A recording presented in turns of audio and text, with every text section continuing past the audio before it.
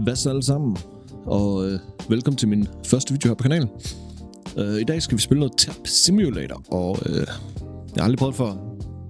Jeg ser om det er noget, der kan være noget godt. Så kan vi se, jeg har 0 tabs, 0 diamonds, 0 rebirth, basic quest. Jeg tænker bare, vi skal bare gå i gang med at trykke her. Tryk 100 gange. Ja, okay. Void, spin, 58 minutter og 40 sekunder. Okay, super. Hvad koster den basic her? 250 clicks. Skal vi se, om der er et eller andet specielt noget, man kan gøre herinde. Robux shop. Ja, har ikke rigtig nogen Robux. Simpelthen bare rangene. 20.000 clicks, så kommer man op til begynder. Jeg tænker, et autoklik på. Get to Winter Island first. Okay, så i Winter Island, så får man faktisk autoklik. Det synes jeg faktisk, det er fedt. Der er simpelthen lidt crit der, kan jeg se. Hvor mange landbøger er der lige her? Okay, der kan så en verden mere. Det havde jeg ikke lige set. Det var så de første 100 kliks. Vi skal jo op på 250 kliks for at kunne bare gå åbne en æg. Hey, vi har en quest completed herovre. Nemt. Kom så. Er noget godt. 1 ud af 6. Det er så, ja, en lidt nemmere at få. Pets, hvad giver de så? Gange 3 klik. Ja, okay. Der er sådan nogle fede pets, dem her. Rainbow her. Det må være et eller andet event, noget der er 25 bil per klik. Men nu får jeg 3 per klik. Oj. Der var en mission mere, der kom completed. Jeg kan lige trykke lidt mere, så kan vi faktisk få det ikke med lige om lidt. Det kan vi nu. Rebirth en gang. Hvad koster det rebirth? Rebirth shop. Der er ikke noget sted, jeg som sådan lige kan se, der står rebirth ved. Nå, skal vi se. Den var ikke særlig god. Men nu får jeg i hvert fald mere her, kan jeg se. Får vi 5 per klik. Skal vi lige gøre, som vi lige kan åbne 2 æg ad gangen. 34 klik i sekundet, det synes jeg, det er faktisk okay. Sådan, og så kan vi åbne 2 æg. Jo, Jade has leveled up to level 2. Okay, fedt. Ej, det var faktisk den bedste for den æg her at få. Fedt. Og så en kat, der er 1 ud af 3. Den er meget nem at få. Er der et eller andet... unequipped ball. Man kan have 4 pets på ellers. Nu får jeg 13. Hold op. Så skal vi op 1000 for at gå rebirth første gang. Der har vi jo lige om lidt. You can afford... det er derovre, den står. Rebirth. Og så beholder man simpelthen alle sine pets. Rebirth giver 5 gems per rebirth. Der er et eller andet herovre. Og det er min quest. Så jeg kan rebirth igen nu. Okay, nu går det lige pludselig mod i stakt. Skal vi prøve at se, hvad man så kan købe. Rebirth shop. Double jump. 3 double jump. Og så ny Island. Okay, super. Og den der åbner du nok først op, når du kommer på ny Island, tænker jeg. Skal vi se, hvordan der kommer derop. Man kan hoppe rimelig højt op, synes jeg. Nej, det kan vi simpelthen ikke nu. Jo, man har da double jump. Fedt. Så er det fordi, man kan få flere double jumps. Ligesom en op i det her.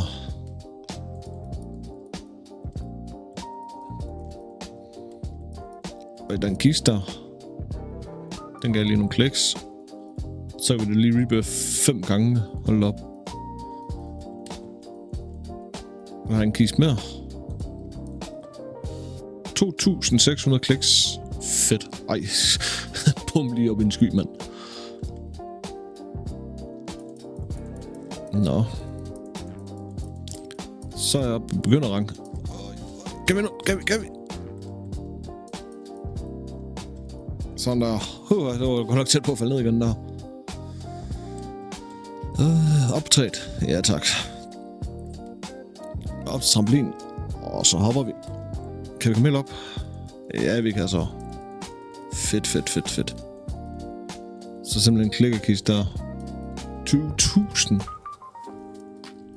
Hold da op. Gold Machine. Jeg tænker lige, vi tager ned til Spawn, og så vil se, om vi kan få en bedre. Det burde vi da kunne nu. Ja, tak. Koster det så Robux skulle åbne 3? Nej. Fedt. Ja, okay. Det var ikke sådan vanvittigt godt. Er der en god ind der? Ja, 1 ud af 8. Er der 13%? Kan jeg åbne 3 mere? Ja, det kan jeg så. Okay, vi får 52 per klik. Okay, best. Får vi så 168. Lad os lige rebuff.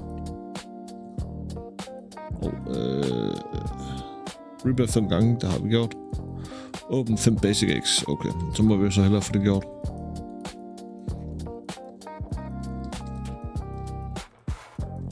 Sådan der. Open Acorn Egg. Det synes jeg har gjort. Nej, det er jo en basic egg, jeg skulle have fat i. Det er den der. Tak. Og så åbne 5 af dem. 1 ud af 42. Og det var lige den sidste. Ej, hvor fedt. Kan vi åbne 8, eller kræver det Robux? Ja, det kræver Game Pass. Ja, vi fik ikke engang åbnet 3 på en gang. Nå, det gør vi så nu. Så åbner vi 3. Så er den også completed. Godt så. Rebuffer vi lige. Hvornår var det, vi kunne få flere jumps? Det kan vi nu. 4.000 for at få flere jumps igen. Jeg synes godt nok, det går hurtigt. Får vi rigtig mange kliks der i sekundet. Og der er lige crit der samtidig med.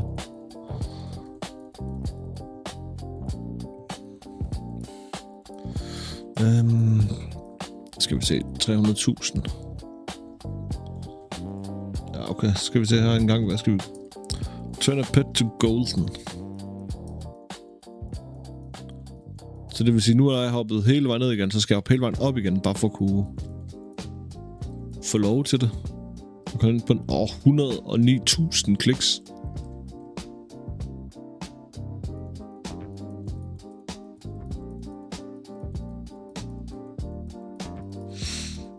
Kom så. Ja, tak. Jeg gad ikke til at bruge en hop mere.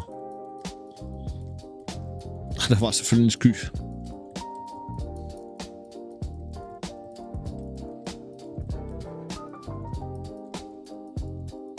Det er bare rent lucky, der kommer noget nu.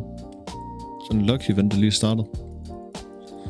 Og 6 sekunder tilbage, kan jeg se.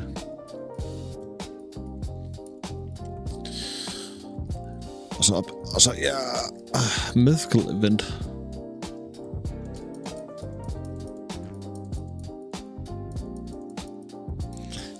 Jeg ved ikke hvorfor, men jeg synes bare, der burde være en portalhop til, og så fordi jeg skal...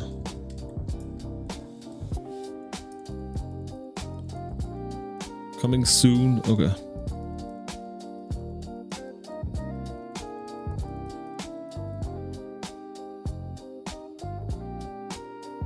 Øh... 5% chance. Okay. Så den der... 60% chance. Så laver vi lige den. Fail er garanteret. Ja, se selv. Fail. Det gør det altid med mig. Nu prøver vi den her. Den har så mere end 60%. 80% chance. Failer du så også? Nej. Vi kommer ikke til at skulle bruge sådan noget, men vi klarede 2 missioner ved det. Bum. Bum. Okay, den er faktisk okay. Equip best pet. Se om vi kommer videre til næste ø så. Jeg tror jeg ud på den her sky her. Bum. Bum. Og det kunne vi lige.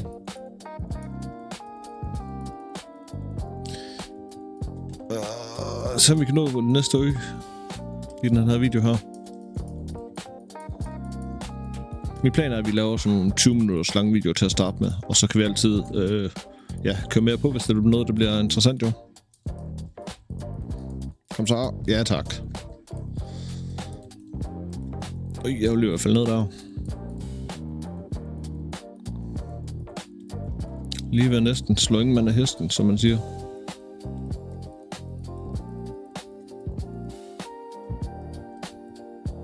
Og så op. Ej, der er lige sådan en trampolin derovre. Den vil jeg gerne over at stå på.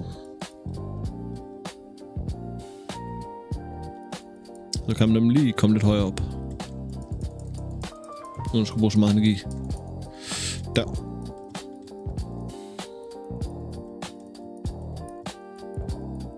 Sådan der, så er vi oppe i næste stykke. Der er der upgrades og alt muligt. Det er i hvert fald meget glat her. 500 for autoklikker. Okay, super. Så det skal vi skise med her.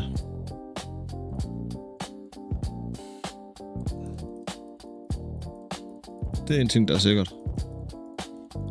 Autoklikker, det skal vi have. 30 millioner. Hold op.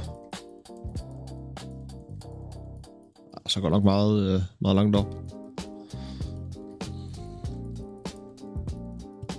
Altså, det bliver vi jo nødt til at have autoklikker.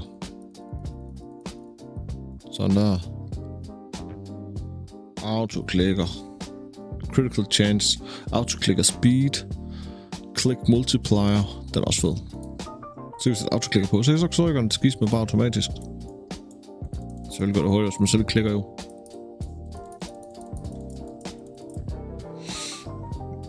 Men nu klikker den jo for mig, så nu behøver jeg ikke tænke på det. Rebirth shop. Er der noget mere, man kan købe? Ja, jump. Der er i alt. Det er så 1, 2, 3, 4, 15, 6 øer. Og skal vi lige rebirth en gang mere. Jeg kunne faktisk godt tænke mig, at vi lige kunne nå at spare op til et æg. Skal vi se, hvis vi går herned. Ja, det vil jeg gerne. Sådan der, se, så er det åbnet.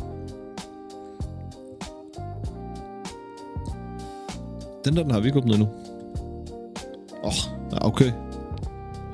Mangler stadigvæk en 400.000. De koster jo 300.000 stykker, så det vil sige, det er 900.000, jeg skal have for at åbne 3 stykker på en gang. Så må vi heller lige hurtigt få det sparet op. Mangler ikke så meget mere. Fordi der går, hvis klik, den kan gå højere op nemlig. Sådan der. Der er en grøn en i hvert fald.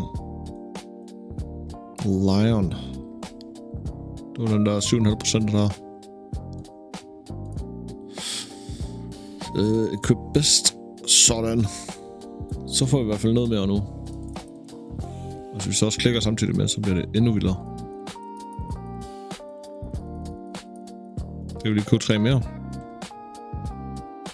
Så det bliver noget godt. Det bliver i hvert fald en lille af der. Det var så, mangler vi bare legendaryen. Så har vi faktisk den bedste. Og det er fra det ikke. Okay, kun 40, okay. Hvordan?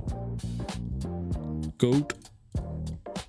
Den der er bedre end den der. Det giver ingen mening.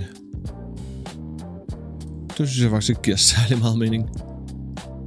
Eller jeg er den eneste, der synes det. Den eneste, der tænker sådan, det giver ingen mening.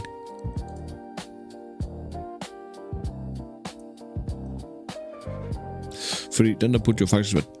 Det kan være, fordi den er level 2. Når den er level 2 nu, så giver den 46. Ja, jeg ved det ikke. Lad os lige tage den sidste her. Se, der var det mere. Se. Det giver absolut... Se, nu er den level 3, level 3, level 3, level 3. Hvad så, hvis jeg equipter en? Unequip. Equip. Nej. De der goat, der de er jo bare de bedste for den der ikke af. Ja, dem der jeg har åbnet indtil videre. Synes jeg, det er lidt underligt. Void. Ja, okay. Det er rigtigt. 4-5 minutter til. Lad os se, om vi lige kan få sparet sammen, så vi kan få købt den der æg der til 30 mil eller sådan noget. Hvad sådan nu koster. Nej, jeg vil ikke tilbage til spawn. Ja, 30 mil for den der. Og vi heller lige klikke samtidig med. så går det lige lidt hurtigere. Op på 6 mil.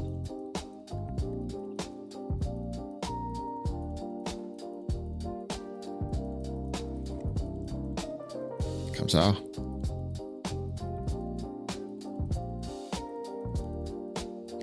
Kun 10. Jeg tror ikke, vi når det den her video her.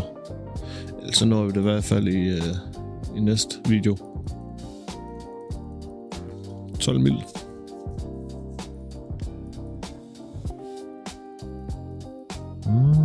Open Snowman Eggen. Det er den, der jeg gerne vil have åbnet. Unlock Desert Island. Okay, så får man lige 250 rebuff der, hvis man unlock Desert Island. Det er lidt fedt. Ej, vi er halvvejs nu.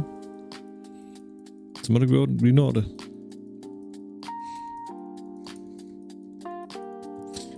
Bum bum. Jeg vil lige hoppe lidt rundt her.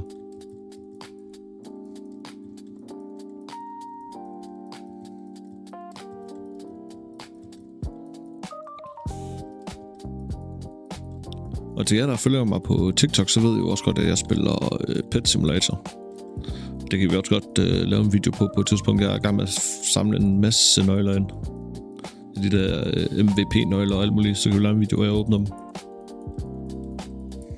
Det kan vi sagtens finde ud af.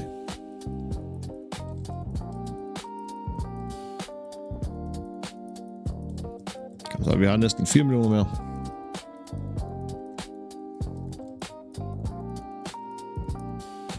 Nej, jeg vil ikke tilbage til spawn. Nej, jeg vil ikke tilbage til spawn. Jeg vil bare hoppe rundt her, imens jeg får den sidste million. Og der var der. Lad os åbne den. Lille til at starte med. 1 ud af 17. Det var sådan. Og i 6% chance. 101. Ja tak, ja tak. Det bliver lige pludselig meget mere, vi får i... hvad hedder det? I sekundet. Complete. Bum. Så åbner vi skis med lige en mere, synes jeg. Og en Yeti. Jeg ser, hvor god den så er. Den er faktisk også rimelig god. Det skulle også meget gerne være til den pris. Hvad har jeg herinde? Premium coins can be used to purchase game passes in future. Okay. Kan man bruge det?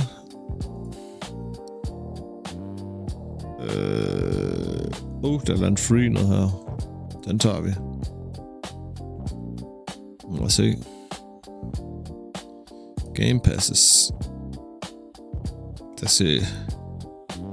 Det ser ikke ud til, at der er noget, der giver de der... Der kan godt, man kan bruge de der token der.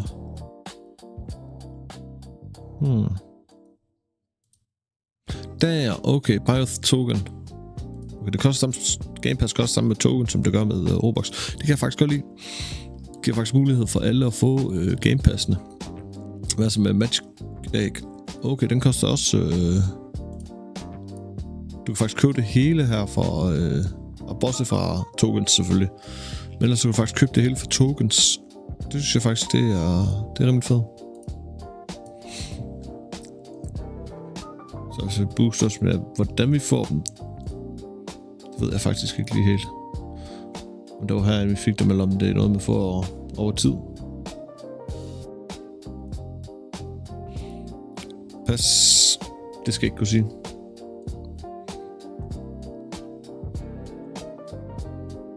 Nå, skal vi lige se. Der var her en upgrade, så... Click multiplier. Ja, tak. Så fik vi i hvert fald det på level 1. Og så glider vi rundt som en eller anden... Det kunne også være fedt at gøre sådan, som man kan rebuff med 15 gange. Og der kan også en herinde under det. Ikke der i hvert fald. Hvad så noget rebuff shop? Nå, rebuff shop, det er bare double jumps. Der! Ja tak. 35 gange i stedet for. Se, det er til at håndtere.